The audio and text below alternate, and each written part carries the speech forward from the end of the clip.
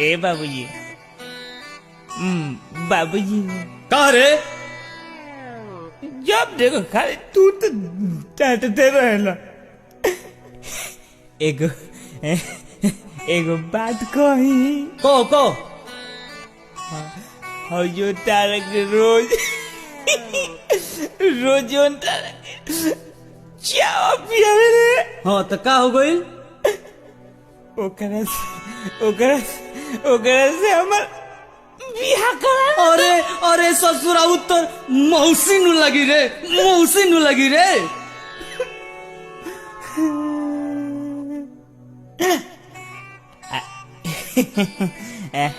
ए बाबूजी, बाबूजी का रे?